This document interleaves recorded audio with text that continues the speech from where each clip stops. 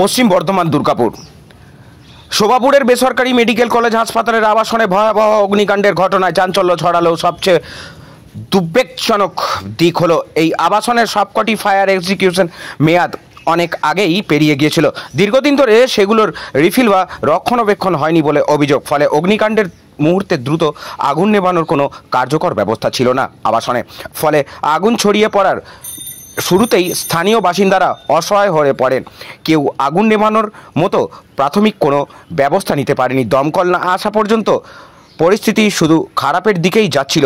এই পরিস্থিতিতে শুধু উঠছে আবাসনের নিয়মিত অগ্নি নিরাপত্তা প্রদর্শন হয় কিনা এবং মেডিকেল কলেজ কর্তৃপক্ষ এই বিষয়ে কতটা দায়িত্বশীল। স্থানীয়দের মতে কোনো রকম নিয়ম মেনে ফায়ার সেফটি চেক করা হয় না।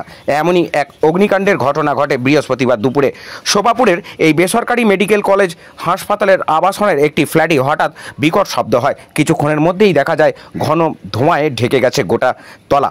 আগুন লেগেছে একটি ফ্ল্যাটে। সেই ফ্ল্যাটের বাসিন্দা চিকিৎসক অনুরাগ ভাদুরী তখন হাসপাতালে কর্তব্যরত ছিলেন। তিনি জানান, হাসপাতাল থেকেই শুনি আমার ফ্ল্যাটে আগুন লেগেছে।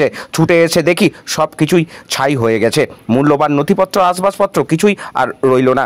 মনে হচ্ছে শর্ট সার্কিট থেকেই আগুন লেগেছে। খবর পেয়ে দুর্গাপুরের দমকল বিভাগের দুটি ইঞ্জিন দ্রুত পৌঁছে যায়। প্রায় 25 মিনিটের চেষ্টায় আগুন নিয়ন্ত্রণে আনা সম্ভব হয়। দুর্গাপুরের দমকল সাব অফিসার পূর্ণেন্দু ভৌমিক বলেন, আমাদের বেশ কিছুক্ষণের প্রচেষ্টায় আগুন নিয়ন্ত্রণে এসেছে। আবাসনের সামনে জলের ব্যবস্থা না থাকায় কিছুটা সমস্যায় পড়তে হয়েছিল। হতাহতের কোনো খবর নেই। এক্সিকিউশনগুলি মেয়াদ পেরিয়ে গিয়েছে থাকলে তদন্ত করে ব্যবস্থা গ্রহণ করা হবে। ফ্ল্যাটের মালিক তিনি কি জানাচ্ছেন শোনাবো, শুনুন। আমি কলেজে আমাদের ডিপার্টমেন্টে ছিলাম, তখন আমাদের একজন স্টাফ বললেন যে জেডিতে আগুন লেগেছে। আমি তারপরে আসলাম আর এসে ধোয়া ছিল এবং এনারা সবাই মেটানোর চেষ্টা করছিল। কি থেকে হলো কিছু বোঝা যাচ্ছে? বুঝতে পারছি না, হয়তো একমাত্র এসি ছাড়া আর কোনো সোর্স তো হচ্ছে না। ঘরে কি আর কেউ ছিল? আর কেউ ছিল না। কেমন কি ক্ষয়ক্ষতি হয়েছে? টিভি গেছে, এসিটা গেছে, বেড ফেড সব গেছে। সব ডকুমেন্টস ছিল বিছানার উপর, এটাই সমস্যা।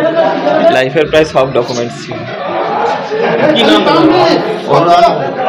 অনুরণ ভাদুরী। কি করেন? আমি ডক্টর এখানে। বলছি যে শর্ট সার্কিট মনে হচ্ছে। হতে পারে, আমি কি করে বুঝবো? এটা তো স্টাফ কোয়ার্টার। হ্যাঁ, আপনার সমস্ত সার্টিফিকেটের মধ্যে ছিল? সেগুলো গেছে ম্যাক্সিমাম।